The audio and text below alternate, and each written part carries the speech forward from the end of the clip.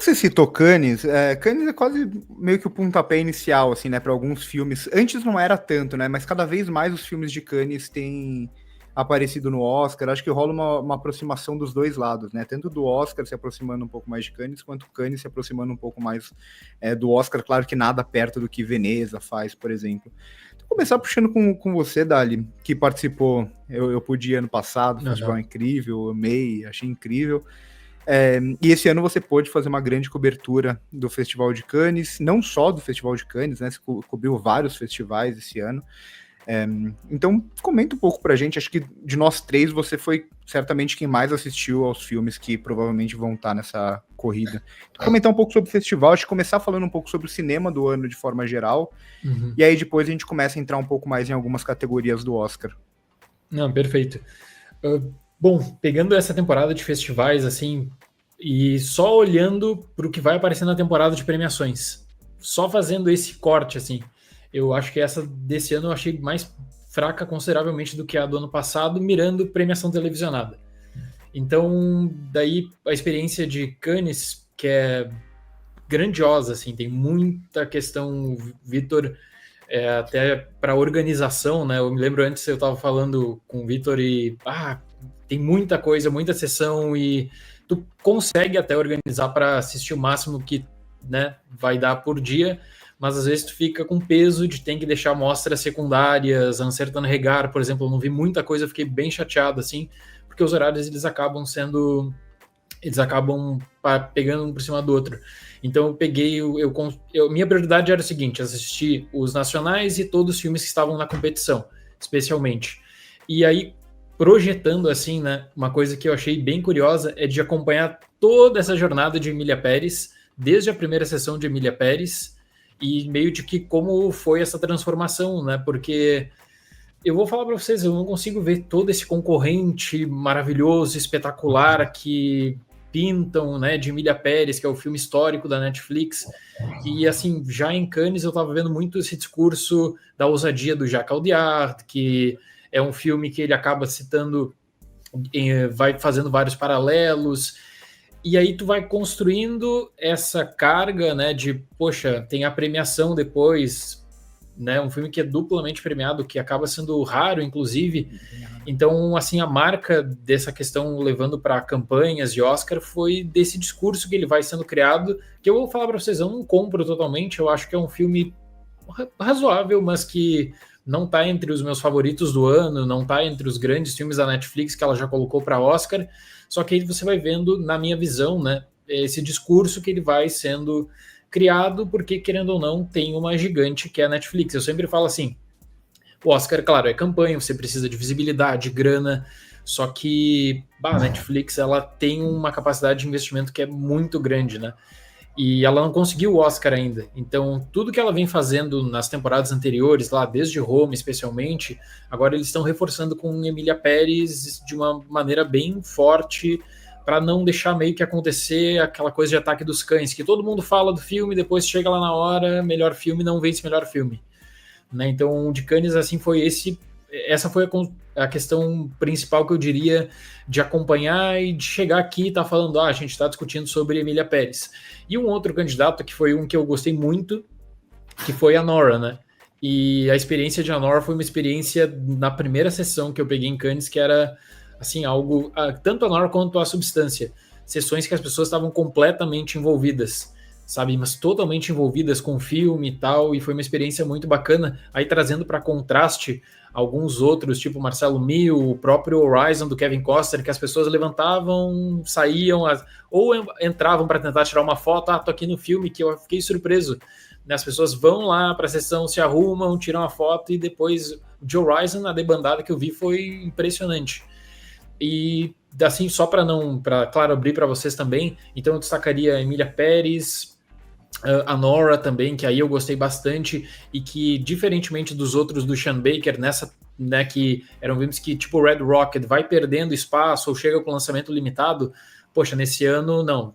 Tá aqui com a Palma de Ouro de Cannes, teve um lançamento bem importante nos Estados Unidos, ainda que seja um filme que não vai entrar nos cinemas de shopping de uma maneira grandiosa, assim como outros longas, né? Mas nas salas Nova York, Los Angeles, teve uma expansão bem bacana. E deixa eu pegar, só para trazer mais um, talvez a de maior expectativa, que era Megalópolis, que acho que estava na lista de vários aí de mais aguardados de 2024. E aí, esses dias alguém me perguntou, Megalópolis tem alguma coisa de campanha, de Oscar? Porque é um filme que ele divide muitas opiniões. Eu até falei para o Vitor, eu achei a crítica do Vitor sensacional, eu discordo de muitas coisas, mas a capacidade de argumentação para trabalhar o filme, para trazer essa visão toda de apreciação, poxa, achei muito bem feita, né? E aí Megalópolis é esse longa que ele tem um projeto grandioso e que depois não tem absolutamente nada, assim, para a temporada de prêmios e tal, né? Então aí tem as várias faces de Cannes, tem os candidatos internacionais, aqueles filmes que são focados, às vezes, quem sabe, para pegar uma categoria de filme internacional, e esses longas, como o Vitor falou, que cada vez mais estão usando Cannes para ser a plataforma, né? Eu acho que isso nesse ano ficou muito evidente, assim, com Emília Pérez e a Nora especialmente. Eu acho que quando a gente olha e vê que a Nora e Emília Pérez, assim, a Emília Pérez eu não assisti ainda, e eu acho curioso, né? Emília Pérez é aquele filme que a gente percebe como as críticas, pensando na crítica, na maioria dos críticos, assim, ou boa parte dos críticos, como muitas vezes tem uma diferença de países, né? Emília Pérez é um filme que o pessoal começou a assistir no Brasil, ou mesmo os brasileiros, como você que assistiu em Cannes, não tinha toda essa aclamação que o resto do mundo, muitos outros países tinham, né? Isso eu acho muito curioso. Mas quando a gente vê a Nora como um dos filmes mais cotados para ganhar o Oscar de melhor filme, a gente vê que alguma coisa tá estranha, né? Nessa temporada de premiações. Não pela qualidade do filme, mas estranha no sentido de não é um filme que tem muito a cara do filme que tá sempre brigando pelo Oscar de melhor filme. Você citou Megalópolis, eu concordo, assim, até cobrindo a Mostra de São Paulo, eu lembro muito do ano passado, né, quando eu participei do júri da Mostra do ano passado, que tinha um monte de filme que eu pensava que eu poderia votar, que eu gostava muito e tal. E esse ano foi bem mais difícil, assim, alguns filmes bons, mas muito poucos filmes internacionalmente mesmo que me empolgaram muito, assim. E aí eu acho que até tem alguns filmes que me empolgam mais, que dependendo em outras temporadas, se fossem lançados em um outro período, com outro investimento, com uma outra campanha, filmes como Rivais, filmes como eu pessoalmente gostei muito de Guerra Civil. O Megalópolis eu já acho que é um caso um pouco mais difícil. Mas eu acho que são filmes que talvez melhorassem um pouco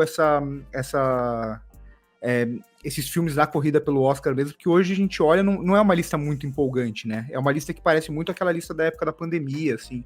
É claro que acho que o Frank também, acho que ele não viu muitos dos filmes que estão nessa lista, mas pelo que a gente vai percebendo, assim, de todo o debate sobre esses filmes e tal, parece que é muito isso. O que a gente vai comentar mais pra frente, parece que isso ajuda também a ter mais esperança ainda na possibilidade de Ainda Estou Aqui e além apenas da categoria de filme internacional, né? Perfeito.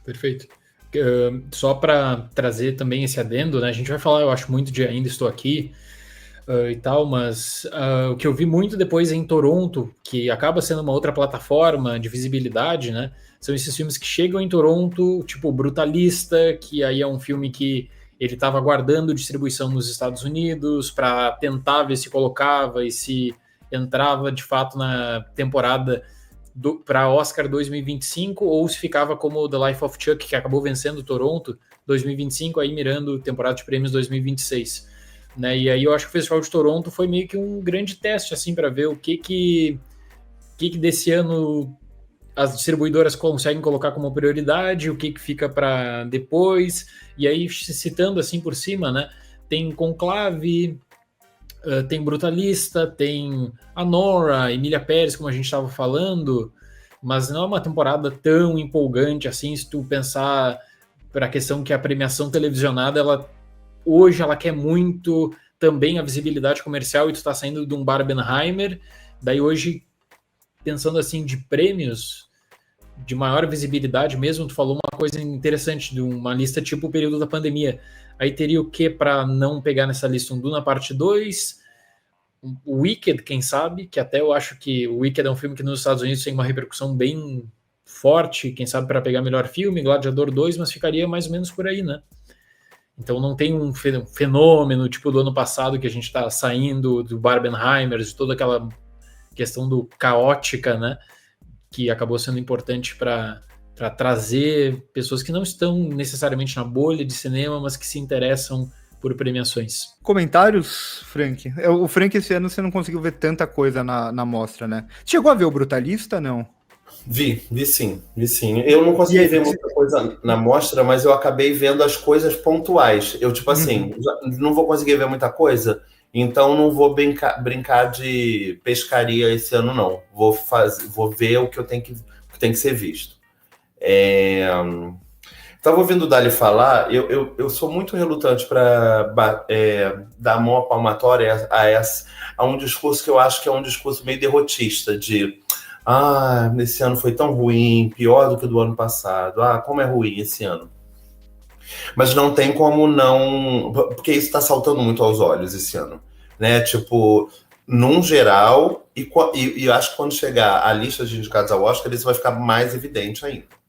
E eu acho que isso, como o Dali falou, eu acho que isso começa no Festival de Cannes, né? Tipo, eu não vi Emília Pérez ainda, assim como o Vitor, mas diferente do que a gente vê nas redes sociais, eu não acho que o filme esteja passando por um período de retração onde a culpa seja do brasileiro que está invadindo as redes sociais. Eu acho que isso é uma coisa coletiva, eu estou lendo isso lá fora também. É lógico, é tudo a opinião pública, mas é uma opinião que, no fim das contas, acaba reverberando em alguns ouvidos, de alguma maneira.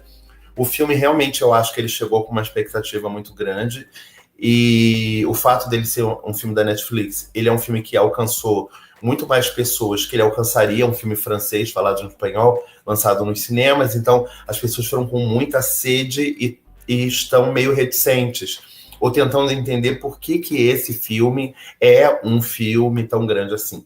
Eu acho que a resposta talvez esteja no fato de que esse ano realmente é um ano inferior. Talvez a competição de Cannes talvez fosse realmente uma competição inferior à do ano passado também.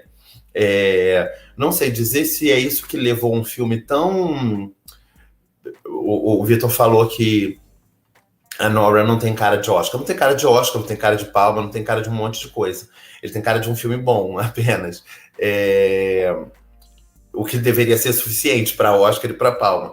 Mas talvez haja a possibilidade, num ano fraco como esse, de se premiar algo que não seria premiado anteriormente, ou em outro ano qualquer. Pegando logo carona no tudo que o Dali falou, a chance de popularidade no Oscar desse ano são esses 3 filmes que ele citou.